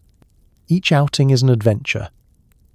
You herd them through flower beds, rescue the youngest from climbing the apple tree, and gently explain for the 5th time that frogs do not belong in the nursery's wash basin. There is always one child running ahead, one lagging behind, and one hiding behind a curtain with suspicious silence. You are responsible for a truly impressive number of activities, reading stories, building castles out of blocks, orchestrating elaborate make-believe weddings, and, inevitably, refereeing disputes over who gets the best rocking horse. The nursery is also the setting for sudden outbreaks of illness, skinned knees, and the kind of existential questions. What happens if you never grow up that would stump a philosopher? On top of all this, there's the daily parade of visitors. doting relatives, the family's doctor, and the mistress herself, sweeping in to bestow kisses and hand out advice before retreating to the sanctuary of her drawing room. You must keep the children's faces and hands clean, pinafores spotless, and tempers soothed, all while answering endless questions and maintaining the appearance of calm capability. You develop the reflexes of a ninja and the patience of a saint. Then, of course, there's the evening wind-down, which is neither calm nor winding down.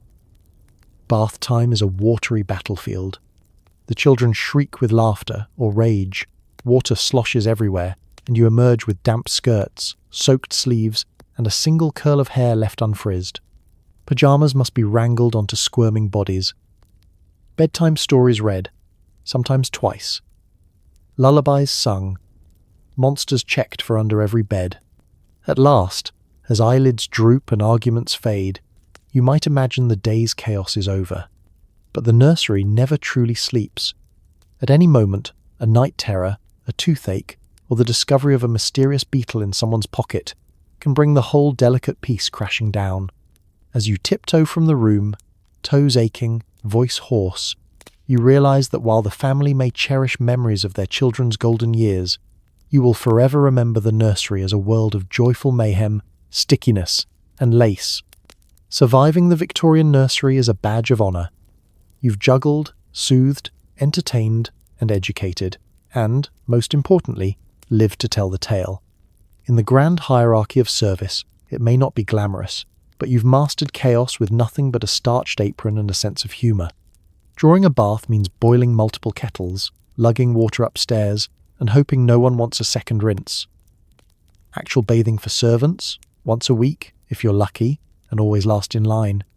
Bathing in the Victorian household is an elaborate ritual, reserved almost exclusively for the comfort and refreshment of the family upstairs. For the servants, it's a logistical marathon, one that begins in the kitchen, where the water must be heated, bucket by bucket, over a sputtering coal stove. If you think your gym stairmaster is grueling, imagine climbing 3 flights with a heavy kettle in each hand, each sloshing precariously as you try not to trip over the family dog or another servant sprinting in the opposite direction. Preparation is everything. The copper bath must be scrubbed spotless, naturally, by you. Towels folded and warmed, soap and bath salts laid out with the care and precision of a royal banquet. Sometimes the mistress requests rose water, lavender oil, or even a few handfuls of fresh petals for an extra touch of luxury. Which means another mad dash to the garden, braving brambles and the suspicious eye of the gardener, who suspects you of stealing his prized blooms. The bath itself, when finally ready, is a sight to behold, steaming, fragrant, and inviting. The family member in question glides in, lowers themselves into the water, and spends a blissful half hour soaking away the burdens of an already pampered existence. You, meanwhile, hover discreetly, ready to provide a fresh towel, an extra jug of warm water, or a gentle reminder that yes, someone else in the house might also enjoy a bit of the hot stuff, just once. Once the first bather is done, the real challenge begins. If the master or mistress is feeling generous, the same bath water is offered to the children next, slightly cloudier, definitely cooler, and somehow always with a rubber duck that you're sure no one actually bought. As the line of bathers lengthens, the water becomes less spa night and more community soup. The youngest child usually gets the short straw, slipping into water that's lukewarm, grey, and still scented faintly of lavender and high expectations. Now, the best part. Cleaning up. You haul the bath water away by bucket, sloshing down the stairs and out into the yard, all while making sure you don't splash yourself or leave a trail for the housekeeper to discover. Any stray droplets are swiftly wiped up, and the bath is scoured once again, until it gleams, or at least until the next round. Meanwhile, you eye the rapidly cooling water with a mixture of hope and resignation. Servant baths are a rare and highly choreographed event, once a week. If the house is feeling flush, and only after everyone else is finished, by then the water is as inviting as a November puddle, with bits of soap and mystery floating on the surface. There is no rose water, no lavender, and certainly no fresh towel. You make do with a hunk of scratchy soap, icy water, and the vague hope that this time you might actually feel cleaner after than before. The servant's bath is often an afterthought, squeezed in at midnight or just before dawn, when the rest of the house is blissfully unaware. You huddle in the scullery or lean awkwardly over a tin tub, scrubbing away a week's worth of coal dust, kitchen grease, and existential dread.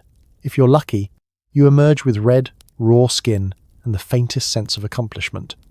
If you're unlucky, someone bangs on the door before you've even rinsed your hair, demanding you fetch another kettle or help with a spilled chamber pot. In the end, the family retires to bed, warm and fragrant, wrapped in soft towels and congratulating themselves on their commitment to cleanliness. You, shivering in your attic room with damp hair and half a bar of soap. Wonder how long it will be before the next spa night rolls around for you. Victorian bathing is a perfect metaphor for servant life. All effort, no luxury, and just enough hope to keep you climbing the stairs with another steaming kettle. There are official rulebooks, secret house codes, and new regulations invented daily. Don't look the master in the eye, don't walk on the main stairs, and don't, under any circumstances, whistle, not even by accident. In the world below stairs, rules are the invisible scaffolding holding Victorian life together, or, depending on the day, the tangled tripwire waiting to catch you out. Some rules are written down, neat and tidy, in heavy leather-bound house manuals penned by generations of butlers with a flair for passive aggression. Others exist only as whispers, passed down from one exhausted servant to another, like legends or curses you ignore at your peril. And then, there are the rules that seem to materialize on the spot, usually just as you were about to do something that, until now, was perfectly acceptable. The written rules are straightforward in their cruelty. Rise before dawn, uniforms must be spotless, shoes shine to a mirror finish, hair pinned so securely it can withstand a stiff breeze. You memorize dozens of job descriptions, learn the exact sequence for laying the breakfast table, and master the art of knocking, softly, never loudly, on the right doors at the right times. There is a schedule for everything, from dusting to opening windows, with less margin for error than the launch of a Victorian steamship. Then there are the unwritten rules. Don't speak unless spoken to. Never offer an opinion unless directly asked by someone who is unlikely to value it. Don't look too cheerful lest you be suspected of slacking, but don't look too miserable or you'll lower the household morale. If you pass the master in the hall, merge with the wallpaper and breathe only as much as is absolutely necessary. If Lady Tittleworth is in a mood, stay out of her line of sight, or risk being sent on a fool's errand to the cellar for gooseberries in December. The most bizarre rules are those that change with the wind. On Monday, it's never disturb the dog's nap. By Wednesday, it's the dog must never be left alone. Whistling is always forbidden, as it is believed to summon bad luck, rats, or worst of all, a spontaneous outbreak of folk dancing. Laughing is only allowed below stairs, and only if you're absolutely sure the walls are thick enough to muffle it. Violating any of these rules brings swift consequences, usually delivered in the form of withering looks, sharply worded reminders, or extra duties that somehow last all week. The butler is the living embodiment of the rulebook, gliding through the house correcting posture, and posture again, as if a single slouch could cause the roof to collapse. The housekeeper, meanwhile, is the high priestess of the unwritten code. She knows instantly when someone has used the wrong cloth for the good silver, or spoken out of turn in front of a guest. Some rules are hilariously specific. The first footman must always stand on the right at family dinners, but only if there are exactly 3 candlesticks on the table. The scullery maid must never use the front steps, unless she is carrying a tray of cut flowers, in which case she must knock twice before entering, unless it's raining.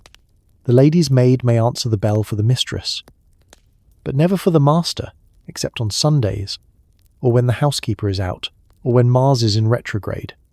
And yet, servants cling to these rules because, in a strange way, they provide a sense of order. Knowing exactly what's expected, even if it makes no sense, can be a comfort in a world of constant chaos. Every so often, a new rule is created on the spot. No gooseberry fool before Michaelmas? And everyone nods, jots it down mentally, and adds it to the invisible list. Surviving Victorian service means knowing the rules, following them, and, above all, never questioning why they exist. Because in a house built on hierarchy, routine, and the absurdity of tradition, The rules are the only thing standing between order and pure, unfiltered pandemonium.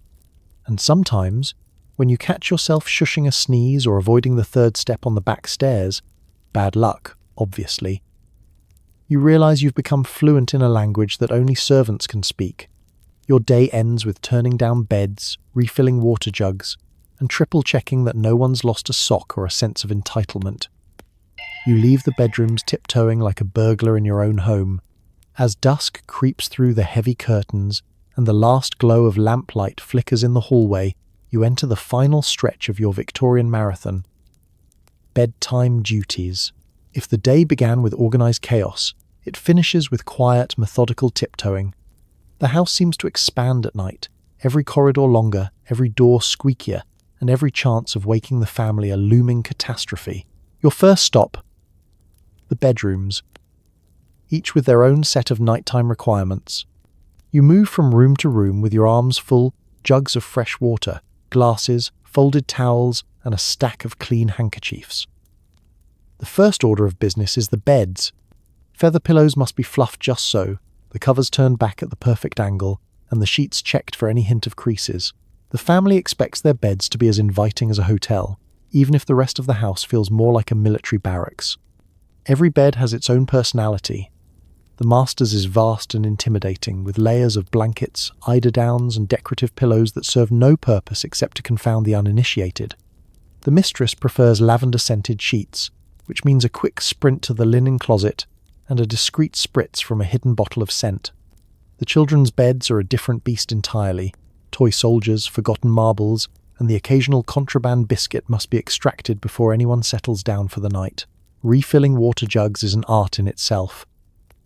The crystal carafes must be spotless, the glasses gleaming. You quickly learn which family member prefers their water icy cold and which demands it at precisely room temperature, but not too cold and certainly not warm.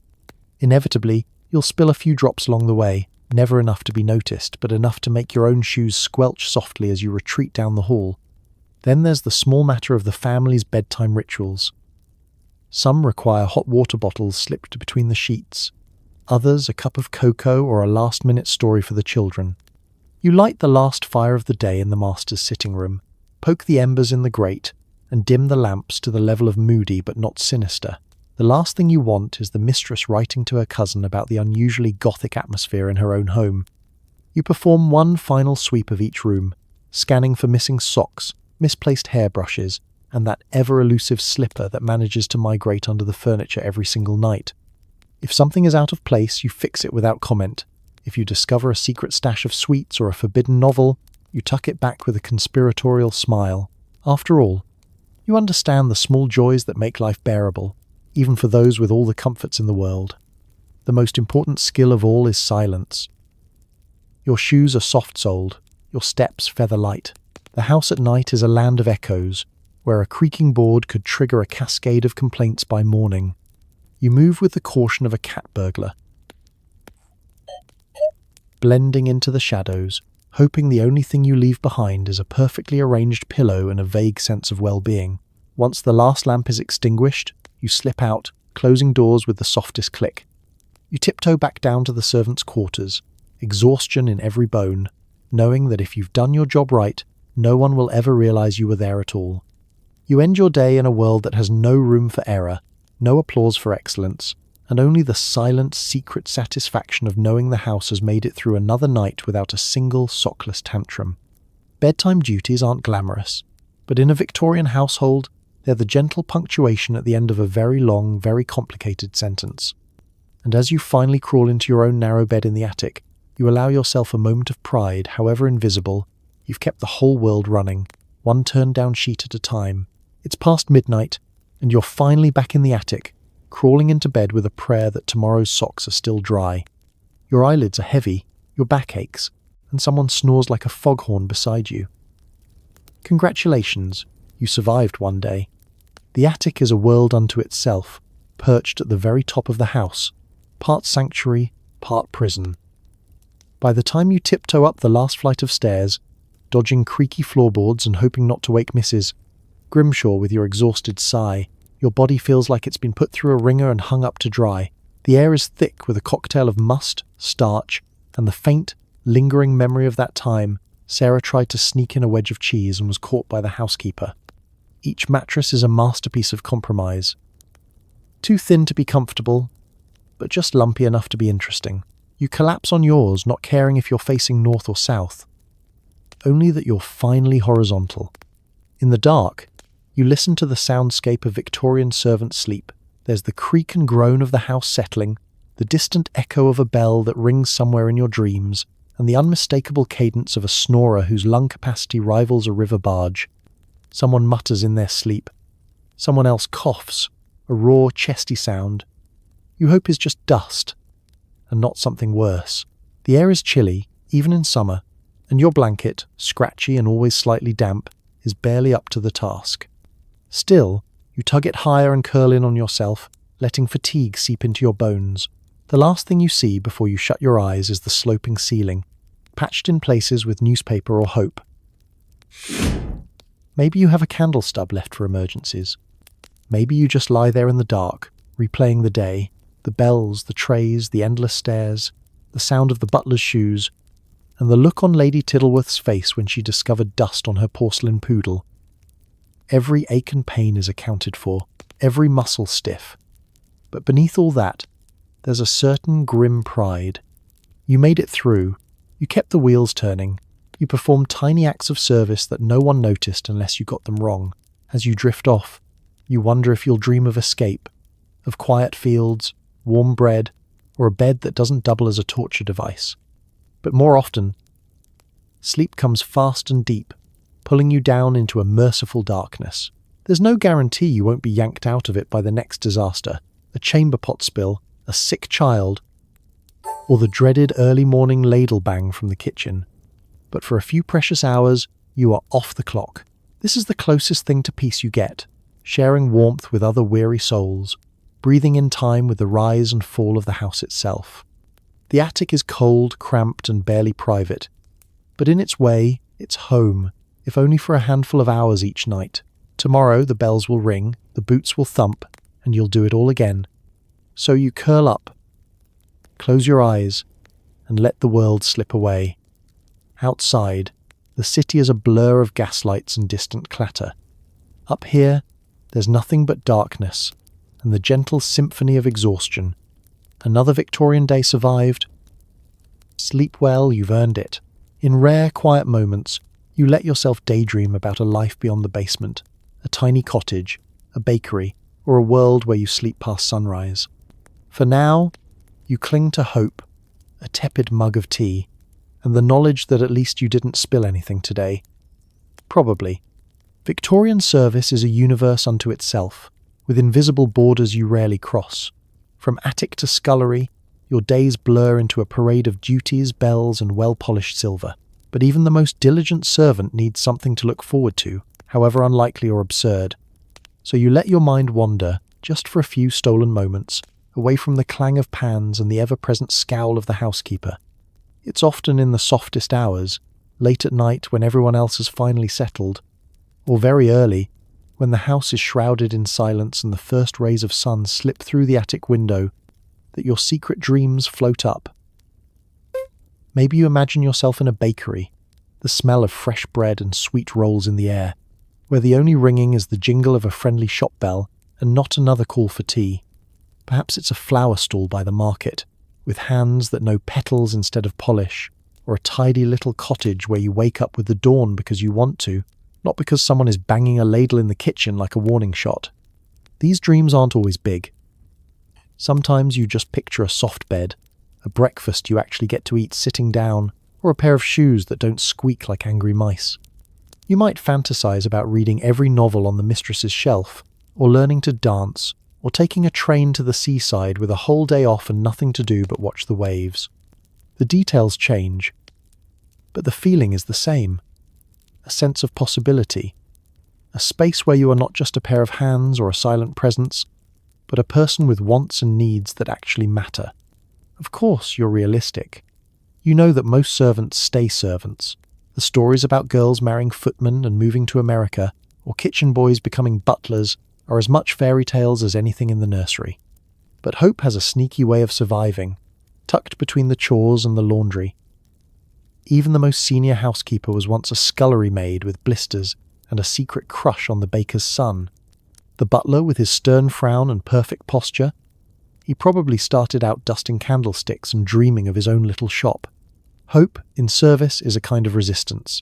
It's what keeps you polite to impossible guests, gentle with cranky children, and calm when the soup tureen explodes just as the bishop arrives for supper.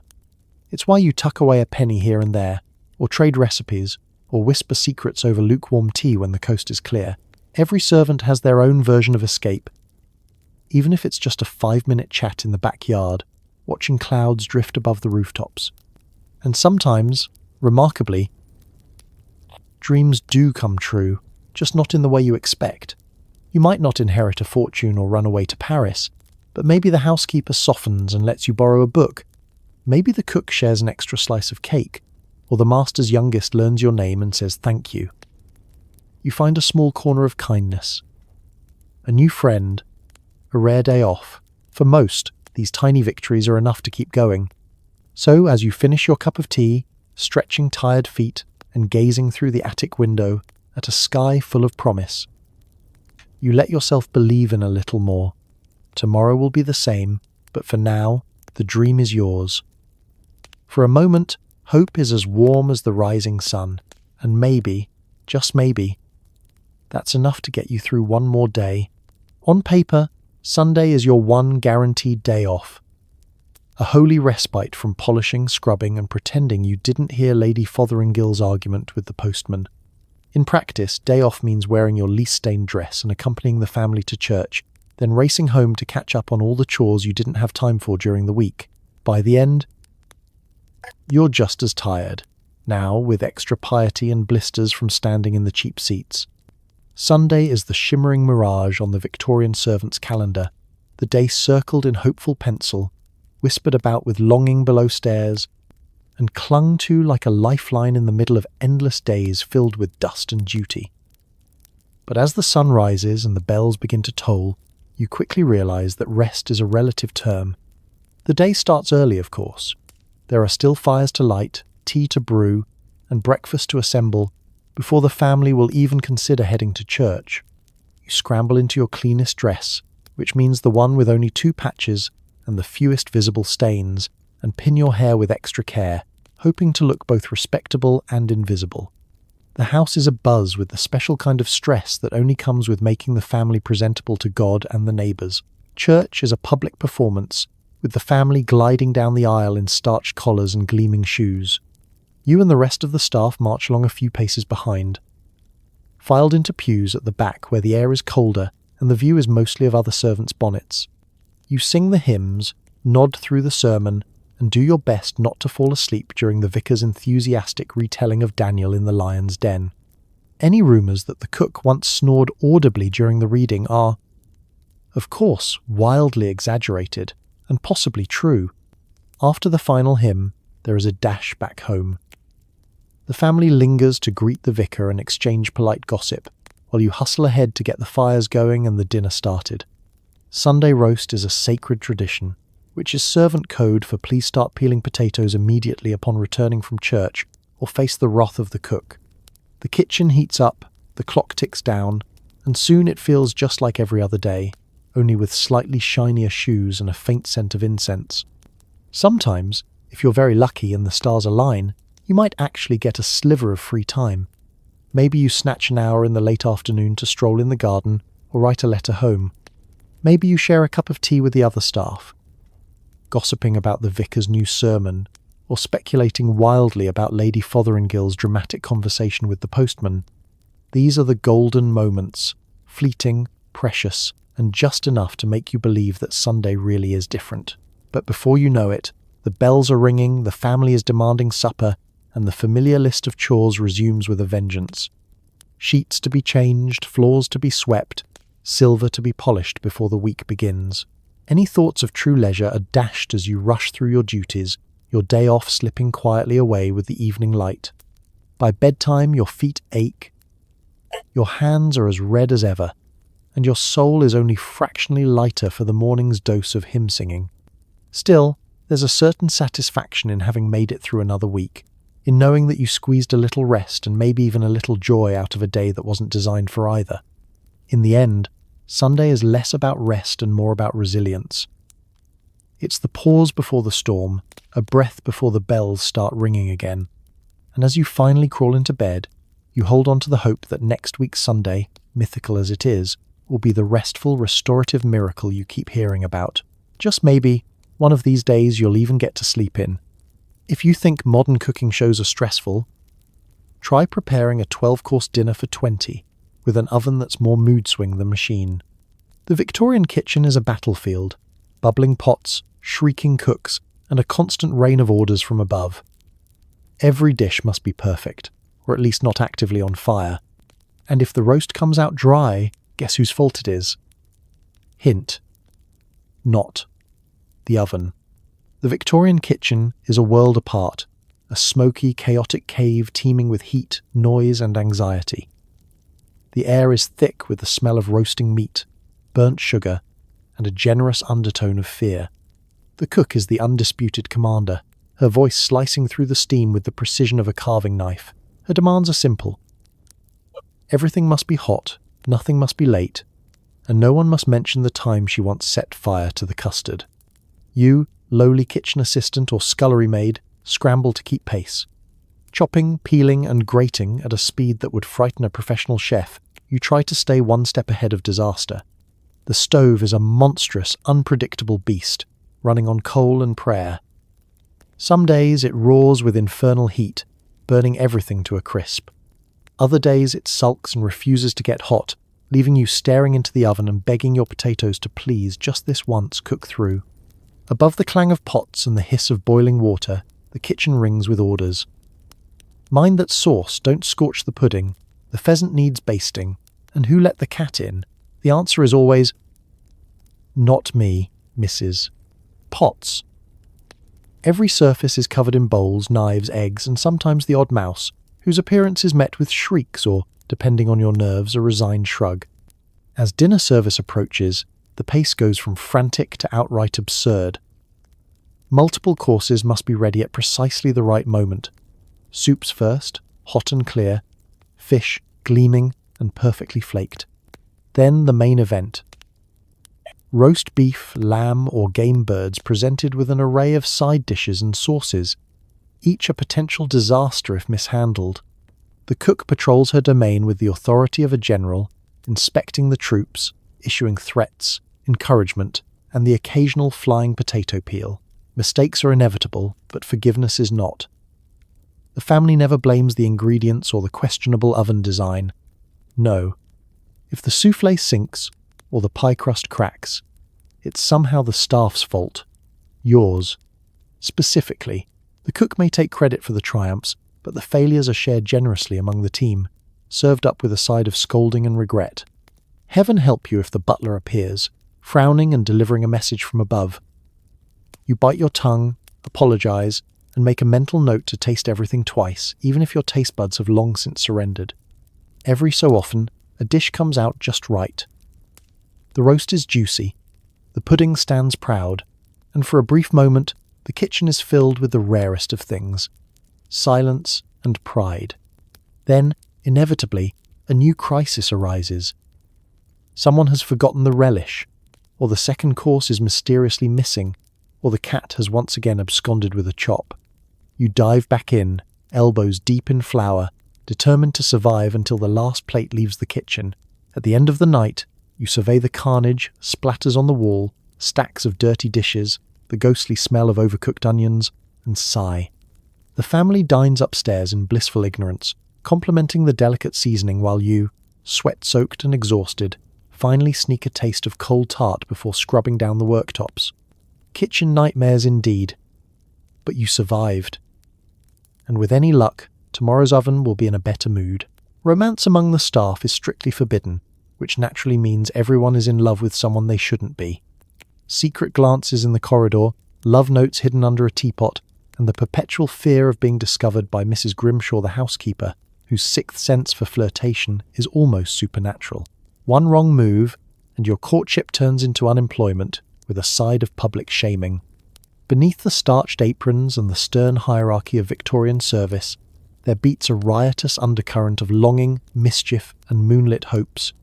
Every below-stairs romance is a tightrope walk across a pit of disaster, and the rules, so strictly enforced in every other aspect of your life, only add spice to the pursuit. You might spend all morning side by side at the laundry tub, never daring to touch, yet memorizing every twitch of a smile or brush of a sleeve. Sometimes, that's enough to keep you warm through the long, damp nights in the attic. Opportunities for clandestine romance are few and fleeting. The corridors are always busy, the housekeeper is forever lurking, and there is always the possibility that a footman or maid will turn informer in hopes of currying favour. Instead, love finds its way into the margins. A quick word in the scullery as the cook's back is turned, a scribbled note tucked behind a stack of saucers, a sprig of lavender left atop a folded napkin. The language of love is secrecy, stealth, and speed. There are set places for these delicate exchanges. The coal cellar, dark and forbidden, is notorious for harbouring secrets, though the dust tends to spoil any romantic atmosphere. The servants' staircase, tucked between floors and rarely visited by the family, becomes a temporary sanctuary for whispered promises and shy, sidelong glances. At Christmas, even Mrs. Grimshaw must turn a blind eye when the mistletoe appears, though she stands guard like a watchdog, daring anyone to try their luck. But the risk is ever present. A blush noticed at breakfast, a giggle overheard by the butler, or, heaven forbid, a letter found in the pocket of a uniform can spell disaster. The penalty for discovery is swift and brutal. One or both parties are dismissed, their reputations in tatters, and the rest of the staff issued a stern reminder that this house is not a marriage bureau. Such warnings only add to the thrill. For every courtship ended in heartbreak, there is another blossoming in shadows, quietly undeterred. Rumours swirl below stairs as fast as the soup in the tureen upstairs. Who's sweet on the new kitchen maid? Is the stable boy really as charming as he thinks he is? Did someone see the housemaid and the footman slip out to the garden together after supper? Everyone knows, or thinks they know, the latest secret. The etiquette is complicated. You root for the couples, but never too loudly. You help cover for your friends, unless it's your own job on the line.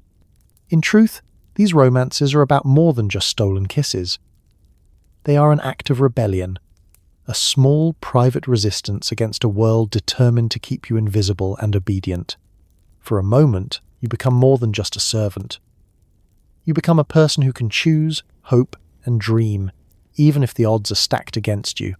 And if you're lucky, you might someday save enough for a cottage, or a shop, or simply a life where you get to choose who you love and when you see them. Until then, the game goes on.